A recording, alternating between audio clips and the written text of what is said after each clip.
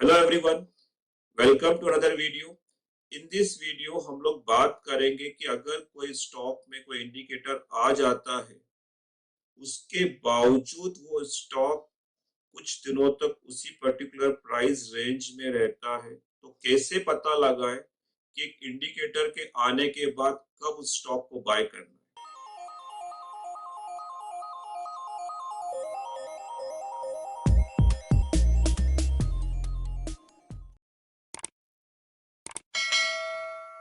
आपको पता है मेरा फेवरेट इंडिकेटर है RSI 2।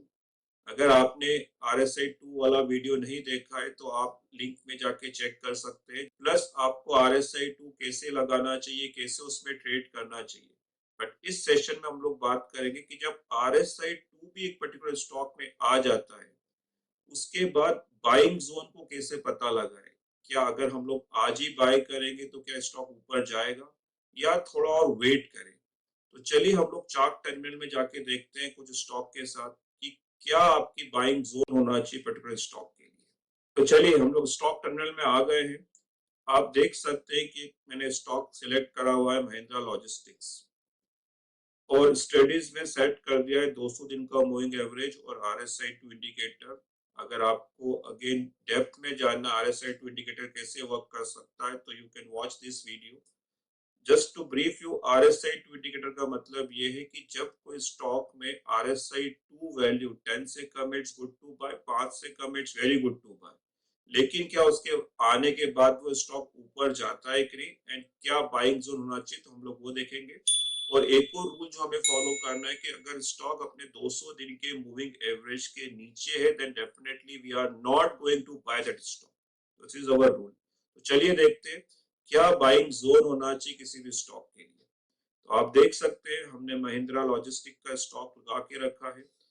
आप अगर स्टॉक को चार्ट में देख पा रहे हैं तो बिफोर कपल ऑफ डेज उस स्टॉक में RSI 2 इंडिकेट कर आ गया था। यू कैन सी हियर आज से 3 दिन पहले स्टॉक में RSI 2 इंडिकेटर दिखा रहा था, लेकिन आप देख सकते हैं कि हम इस स्टॉक को उस दिन बाय नहीं करेंगे क्योंकि उसका कोई पर्टिकुलर बाइंग जोन दिखाई नहीं दे रहा है। बाइंग जोन का मतलब क्या है, let me share in the chart. Just for example यहाँ पे अगर मैं कर्सर को रखता हूँ तो आप देख सकते हैं कि RSI 2 वैल्यू अप्रोक्सीमेटली 4.76 है। लेकिन स्टॉक में अगर आप प्रीवियस चार्ट को अगर समझने की कोशिश करें तो आपको कोई भी बाइंग जोन नहीं दिख रही है यहाँ पे। तो स्टॉक हो सकता है अपने 2-3 दिन तक उस पर्टिकुलर जोन में रहे। लेकिन अगर आप देख सकते हैं, अगर मुझे स्टॉक को बाय करना होगा तो I will go and search in the chart कि कहाँ पे एक बिग कैंडल बनी थी एक पर्टिकुलर जोन के बाद, जिसको हम लोग सपोर्ट जोन भी बोलते हैं। तो यहाँ पे आप स्टॉक को देख सकते हैं। अगर मैं यहाँ पे लाइन ड्रॉ करता हूँ तो this will be my buying zone, जहां पर मैं स्टॉक को बाय करूंगा। तो इस स्टॉक के लिए अगर आप देख सकते हैं before couple of days RSI 2 indicator approximately 508 के आसपास आ चुका था इस पर्टिकुलर कैंडल पे। लेकिन हम इसको बाय करेंगे अप्रोक्सीमेटली 494 वाली रेंज में, 492 टू 496, जिससे हमें मोर श्योरिटी हो, मोर प्रोबेबिलिटी स्टॉक को ऊपर जाने की। तो इसका मतलब क्या है, कभी भी कोई स्टॉक में कोई इंडिकेटर आता है तो हमें थोड़ा पीछे जाके चार्ट में देखना है कि उसका लास्ट सपोर्ट कहाँ पे था, कहाँ से उस स्टॉक में ब्रेकआउट आया था, और उस पर्टिकुलर रेट पे जाके हमें अपने स्टॉक में स्टॉक को बाय करने की कोशिश करना है। राइट, सो आप देख सकते हैं महिंद्रा लॉजिस्टिक के लिए ये पर्टिकुलर रेंज थी जिसमें हमें उस स्टॉक को बाय करना चाहिए। मैं आपको एक और स्टॉक के द्वारा समझाने की कोशिश करता हूँ जिससे आपको समझ में आए कि कितना जरूरी है कि इवन दो स्टॉक में इंडिकेटर आ गया है लेकिन एक पर्टिकुलर जोन में आने के बाद ही हमें उसमें एंट्री करना चाहिए। एक स्टॉक है जैसा कि VTL के नाम से, let me share with you.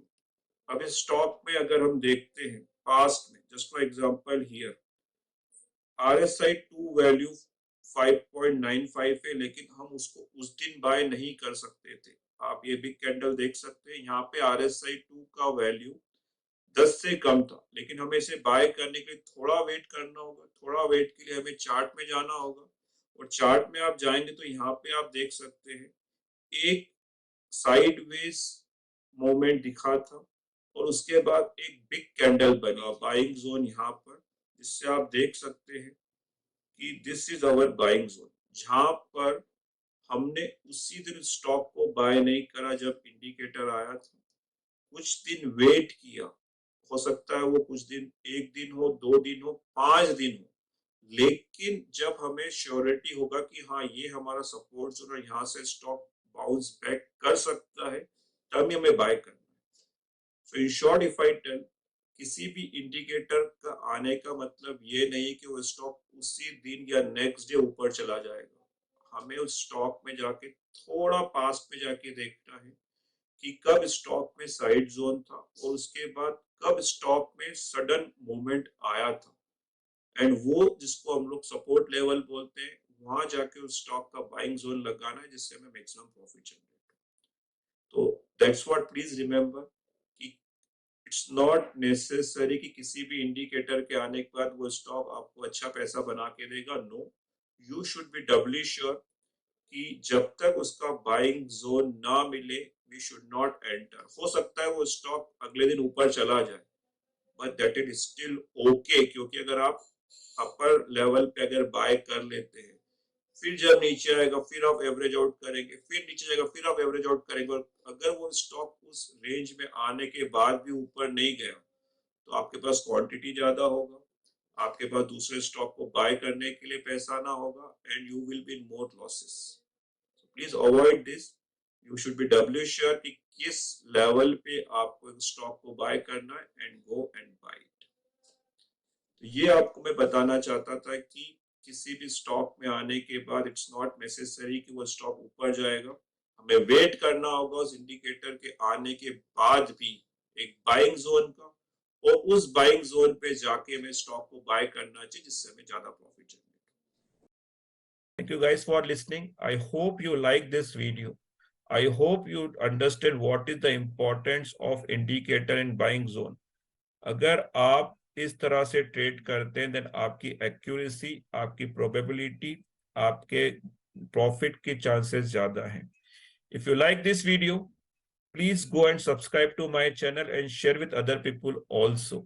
And I'll see you next video. Till then, bye bye.